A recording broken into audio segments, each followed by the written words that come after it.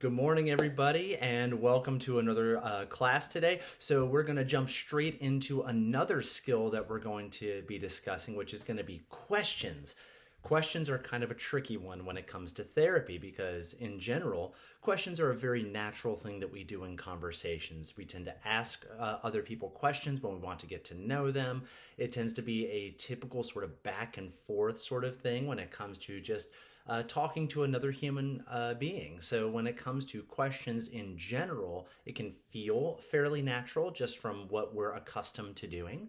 But when it comes to therapy, questions pose a particular difficulty because they enter some or they bring some things into the equation that don't necessarily help us understand our client the best that we can. So I want to take a little bit of time today to talk about questions and how to use them effectively when it comes to engaging in therapy. So let's talk about that.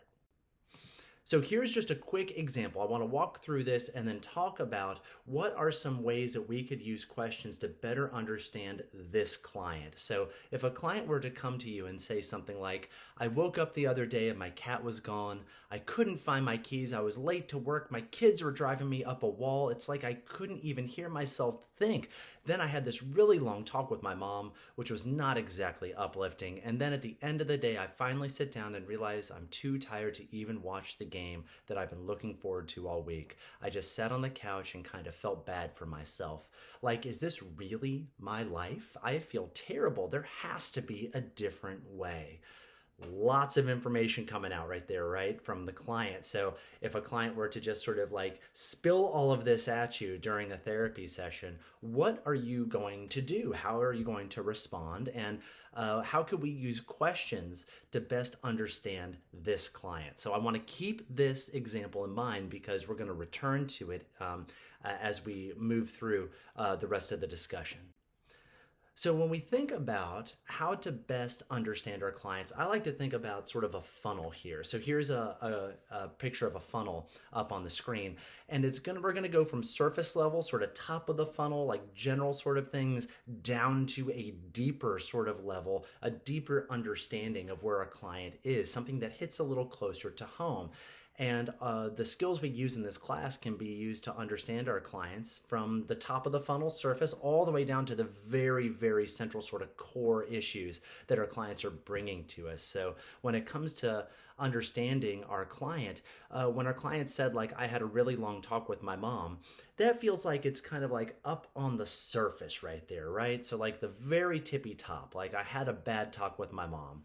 Does that really help us understand our client in a deep personal way? Probably not, but it does give us a bit of information about where our client is. They had a really long talk with their mom. It's something that seems kind of irritating that happened to them. So that does help us understand our client, but just in a very sort of small, sort of very specific type of manner. So we're going to put that sort of that kind of bit of information up at the top of the funnel, the surface level area.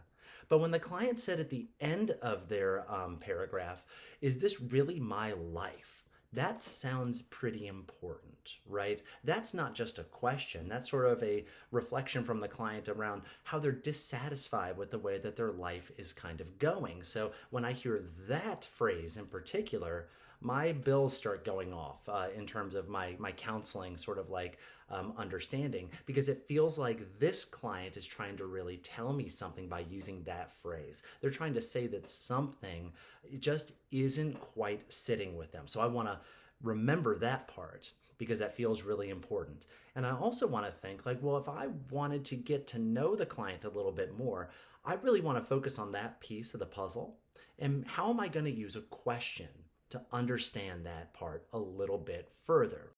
So right here, all of this stuff that the client sort of spilled on us, this entire paragraph, really what I'm going to do is sort of focus in on what feels to me like the most important piece. And it's that last one. Like, is this really my life? I feel terrible. There has to be a different way. To me, that feels so important to everything that the client's doing. All the rest feels like it's a bunch of examples as to why the client is dissatisfied. So I want to understand why that client is so dissatisfied. And I want to think about a question that I might be able to use to help me understand that client a bit more. So when we think about different skills that we could use here. Questions is one of them, but maybe just a quick recap of some of the other skills we've talked about so far that could also fit for understanding this client. If we said something like, you feel desperate to find an answer, that could be a reflection of feeling. Can you see how that sort of encapsulates what the client just said? When the client said there has to be a different way, I feel so disappointed. Well, to say like you feel desperate sort of captures that essence and reflects it back to the client. That could be a really good reflection to use that demonstrates that I hear you and I understand that key piece of where you're coming from. You want something else, something that you're not seeing in your life right now.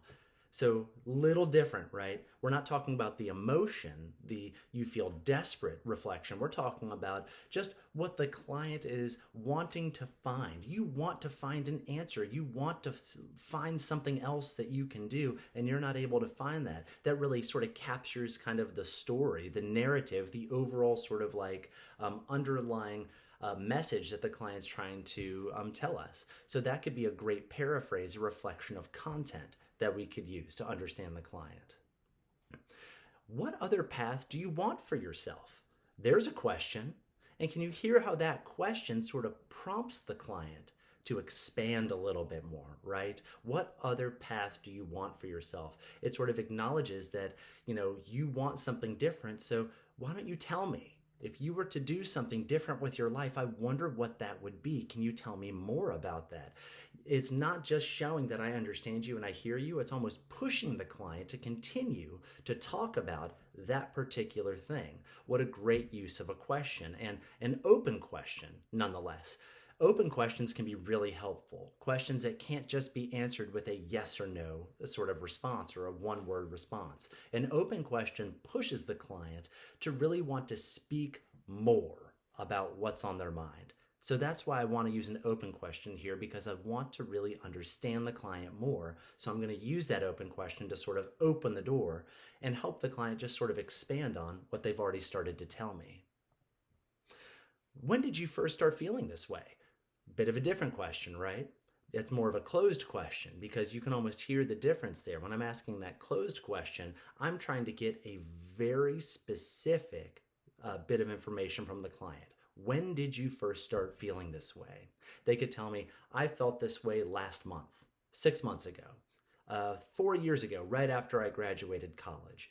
They could give you that very specific bit of information and then kind of stop the story. Now, that's not really going to help you understand a whole lot more about the client, but if I was looking for a very key bit of information, I might want to use a closed question because that could help me get that information that feels so important. But there's two examples of questions, right? Open and closed, and what they both sort of bring to the table. Both help us understand the client, but in very different ways. So closed questions, why are those helpful, or when do we want to use them? Well, closed questions do very specific thing. They give you specific, measurable, kind of finite bit of information. You're not going to get a whole lot with a closed question. You might just get a yes or no, or a response like it happened on Tuesday or it happened at midnight. You might get that very, very specific bit of information, but sometimes specific information is needed in order for us to really kind of put the pieces of the puzzle together to understand where the client's coming from. So you're not going to get a lot with a closed question, but you might get the bits of information that are very important to have. If I need to fill in a blank in the client's story, I might use a closed question. So if I really have a solid understanding of what they're telling me, but there's one piece that's just kind of like, whoa, whoa, whoa, I don't understand what's going on here. You're telling me that this thing happened and this thing happened, but there seems to be a break in the story that I just don't get. And I need the client to fill in that blank so that I can understand them better. Well, I might use a closed question to help me fill in that very small sort of section that makes the entire rest of the story make sense.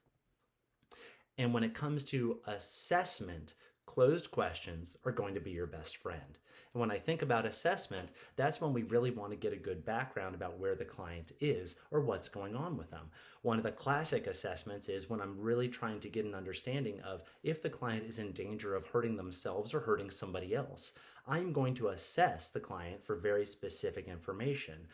Information like, are you having thoughts of wanting to hurt yourself? Have you attempted to hurt yourself or somebody else? Do you have access to means to hurt yourself or somebody else? These are all very specific bits of information that are going to paint a picture for me in order for me to assess how in danger is this person of perhaps acting in a way that's going to hurt themselves or hurt somebody else. But when it comes to assessment, I need those finite bits of information so that I can accurately make a determination about where this person is. So closed questions do that sort of thing, very specific, and they help you get sort of the bits of a story that might be very, very important. Now, open questions are going to do something very different. Open questions ask the client to sort of push the narrative further, push their story a little further. If the client gives you a little bit of a story, but you want them to keep going, pushing them with a bit of a question that's an open question can help them with that. So to say like, where do you see yourself going in the future? Could be a great way to almost sort of give the client a gentle nudge to continue to talk about something that they've already discussed with you. You want the client to keep on expanding, keep on giving information, keep on talking about a subject that maybe they brought up. An open question is a great way to do that. It can also be a way to change the subject if you need to. If you notice that the client is talking a lot about, for example, their dog and things are going on with their dog, and boy, my dog is just driving me up a wall. Well, that's great that you're telling me a lot about your dog, and that's clearly on your mind. I also heard you say that you got in a really difficult and heated argument with your spouse yesterday. I'd love for you to maybe tell me more about that. I'm interested in that. Maybe asking a question around, can you tell me more about the fight that you had last night? I'm interested to hear more. That's a way to kind of gently redirect the client to a different sort of pathway if you notice that maybe they're not spending their time as effectively as they could in therapy. Open question is a great way to do that. Oh, and it also promotes insight in a big way. A lot of times when you ask a client to think a little bit more on their feet or to push their narrative or push their story a little bit further, it asks them to sort of fill in the blanks, to give a little bit more, to complete the painting that they've started. And that can oftentimes generate a lot of insight into maybe some things the client was thinking and feeling that weren't readily on their mind in the moment. Getting a client to talk a little bit more or think in a little bit different direction oftentimes has the added benefit of just having them realize some things that they didn't quite realize at first. So open questions can help you accomplish that. So as we're going through the course this week, I'd love for you to really start to think about intentionally using questions, about when would I use a question to either promote insight or to get finite bits of information from a client. What makes sense in any given situation? And also, when do I want to steer away from questions altogether? Because a lot of times a reflection of feeling or a reflection of content or paraphrase can help you really demonstrate to a client that I hear you and I understand you.